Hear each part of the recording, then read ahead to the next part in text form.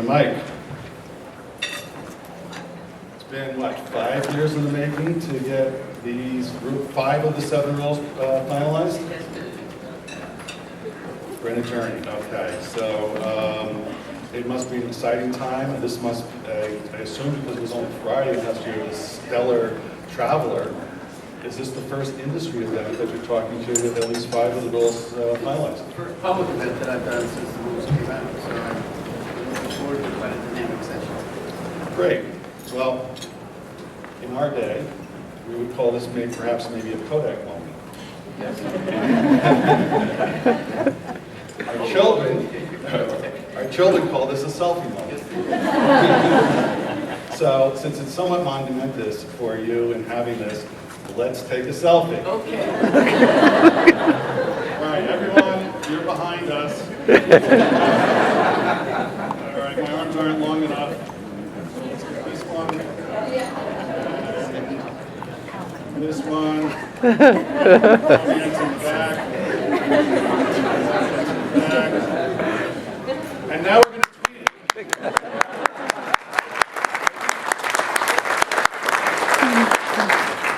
With that said, I'd like to turn over the podium to Mike, who's going to talk about this journey that he's had in the last 5 years.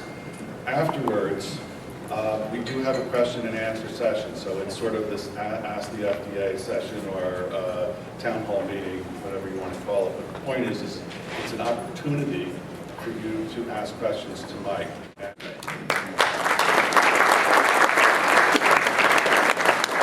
I knew that was coming. So. Well, thank you, Rick, and thanks to Food Safety Tech and to all of you for being here today and giving me a chance to have this conversation. I do first. I was preempted by Rick in acknowledging Palmer Landy. Palmer is playing a really crucial leadership role in our program, particularly on the lab and research aspects of implementing FSMA, and I hope you'll consider him a resource for all of you here at this meeting as well. Thank you.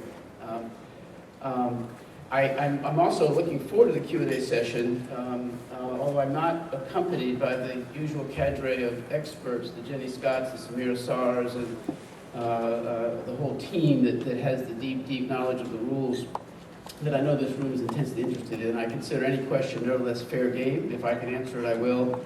If not, Palmer's going to keep track of the question, and we'll carry them back home. And of course, as you know, we've set up some ways for you to get very detailed questions answered through our Technical Assistance Network. But I thought that I would take a few minutes to just give kind of a high-level picture of where we are, and more importantly, where we're going and what lies ahead in terms of the kind of effort it's going to take to implement these rules well, to make a success out of the vision that's embodied in the Food Safety Modernization Act, the vision that's embodied in the regulations. How do you convert that on the ground, working within the food production systems that exist throughout the food system? How do we make that work in reality to improve food safety, to provide the assurances people want that we are collectively doing everything we reasonably can to prevent hazards? That's what this is all about.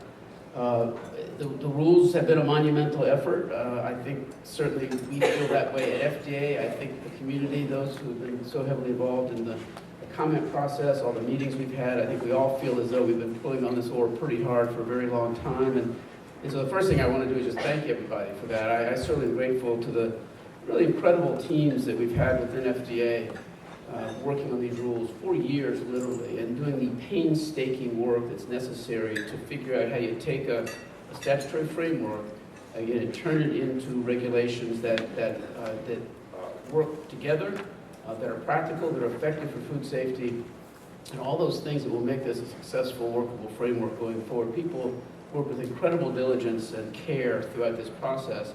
And of course, could not have done that without the input that we did have from the community. Very detailed comments in the written form that's part of the rulemaking, but also through any number of interactions that we've had with the industry, with the consumer community, with our state and foreign government partners. It's been an amazingly robust process. People have been incredibly generous throughout this process with their time, hosting us around the country and internationally as well, for those sort of on the ground, in the plant, in the field experiences that enable us to really understand the practical realities of the food system within which these rules need to work. So we're just extremely grateful for all of that. I do think that, you know, this is a moment when the food safety community should be celebrating a bit, not because our job is done, but because, you know, this is a culmination really of what I see as a 20-year process, these rules, of recognizing that the modern preventive control concepts originally expressed through HACCP, continuing to be expressed through HACCP, now expressed through our statute as preventive controls. This framework really began to take root over 20 years ago in industry and about 20 years ago as a matter of government regulatory policy as we established meat and poultry HACCP, seafood HACCP, really established the idea that accountability for having modern preventive controls in place is the way to go in overseeing food safety and assuring consumers that we're doing the right things on food safety. I think, you know, many of us who were involved in that process 20 years ago, I think never really imagined, frankly, I know I didn't, that we would get here, that eventually we would have preventive controls across the food system. At that time, anyway, it seemed like too heavy a lift. You know, it seemed like something that wouldn't be acceptable to industry, it wouldn't be politically doable in Washington. But how things have changed and how the process, the system, the understanding of food safety, and I'll use the food safety culture term that is so much in the program. We're going to have a debate about it in a later session. Frank Giannis is going to talk about it at lunch. You know, how that food safety culture has begun to really be an embedded part of the food system and how positive that is. I also had a chance to be at the STOP event last night, and you know, Stop Foodborne Illness has played such an instrumental role in helping us understand why that food safety culture that's evolving in the food system is so central. And it's extremely gratifying looking back over this couple of decades to see where we've come. And I think it's to the credit of the community. You know, it's the way in which the problems have been recognized. We've embraced that there are issues and problems we have to address, and the community has come together to address them. And I believe in what will prove to be an effective, you know, fundamentally sound way going forward for the long-term future. So a little celebration is in order. I think we do feel that the rules we ended up with are solid. They are amazingly, and some people might argue overly flexible. But we made a conscious decision that from a regulatory standpoint, this is what we learned through the rulemaking process. We've got to establish the basic principles of preventive controls. We've got to ensure that we can hold folks accountable for doing the right thing. But what the right thing is has to depend on the particularities of particular production settings, whether it's on farms or in facilities.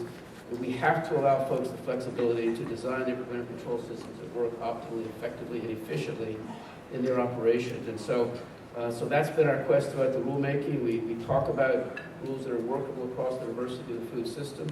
We believe these are.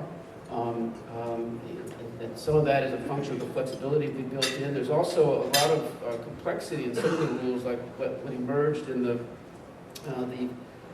Foreign Supply Verification Program requirement, where we've complicated a little bit the rule, but did that in order to increase the flexibility that importers would have and others managing supply chains through preventive control systems, the flexibility they would have as to who has to do the verifications at what stage of the process. And so again, a lot of effort has gone into making these rules workable, flexible, and again, adaptable to the diversity of the food system. We fully envision that there needs to be, we're already working hard on the ongoing process to continue to clarify, elaborate, explain what these rules mean in general and also in particular kinds of settings. So that's the guidance process.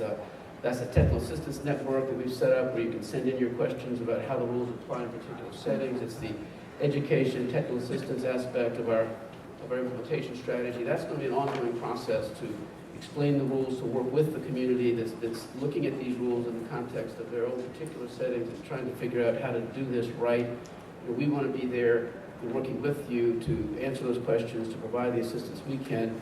You know, ultimately, it's the responsibility of the firms to get this right, to do this right, but we at FDA have to pursue this in a collaborative, supportive way to support compliance by an industry that we know, by and large, fundamentally is committed to doing the right thing and complying with these rules in an appropriate way. So that's sort of a high-level perspective on where we've been and where we are with the rules.